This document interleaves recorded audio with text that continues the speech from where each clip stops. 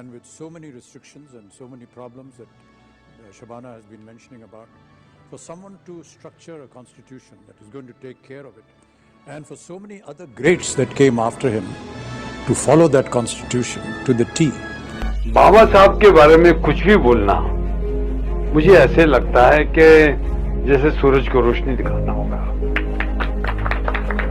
हम अपने घर में नियम और कायदे नहीं बना सकते, और उन्होंने इतने बड़े हिंदुस्तान का कॉन्स्टिट्यूशन, संविधान लिख डाला।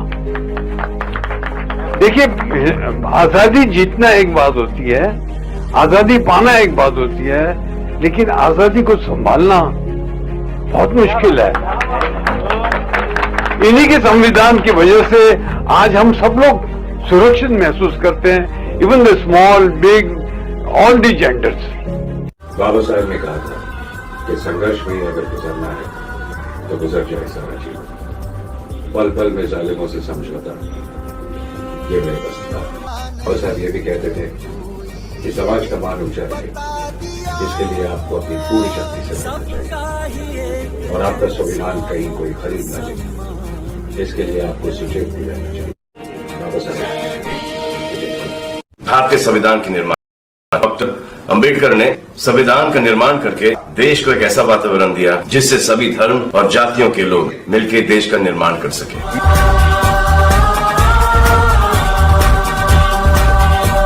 बाबा साहब सलाम।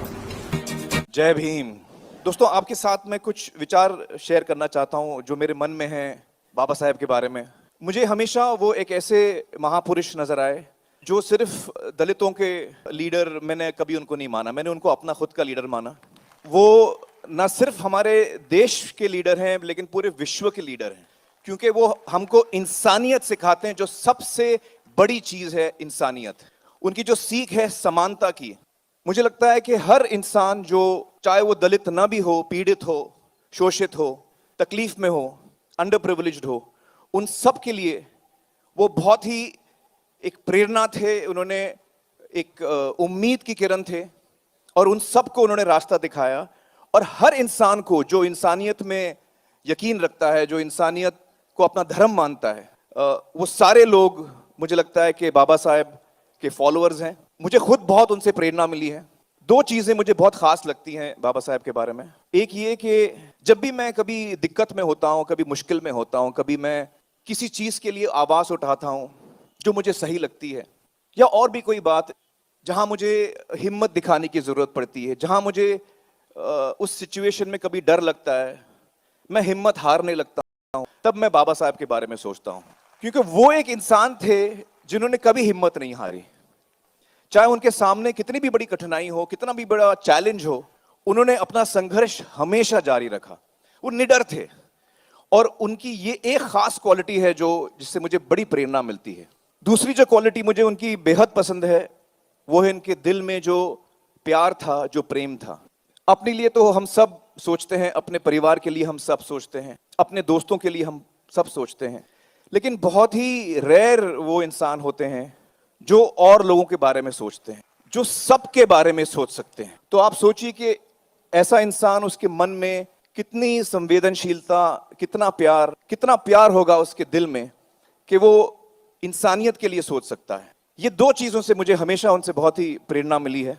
मैंने हमेशा कोशिश की है कि जो संविधान उन्होंने लिखा है उस पर मैं चलूं, और उनके मन में जो सपना था समाज के लिए, उसे हमें अगर पूरा करना है, और हम में से बहुत ऐसे लोग हैं जो इसमें कोशिश कर रहे हैं, यकीनन वो आज हमें देखकर खुश हो रहे होंगे। लेकिन अगर हम चाहते हैं कि वो सपना उनका सच हो, और जो होगा जरूर, तो हमें उनके दिखाए हुए रास्ते पर चलना है। जो चीजें उन्होंने सिखाई हैं उन्हें हमें अपने जीवन का एक हिस्सा बनाना है। यकीनन वो एक महापुरुष हैं, और मैं हमारे देश के जो यूथ है उनसे एक ही विनती करना चाहूँगा कि जो उन्होंने किताबें लिखी हैं बाबा साहब ने, वो हम पढ़ें, उससे हमें सीख मिले, और जो राह उन्होंने दिखाई है उस पर हम चलें। आई सैल्यूट बाबा साहब। जय भीम।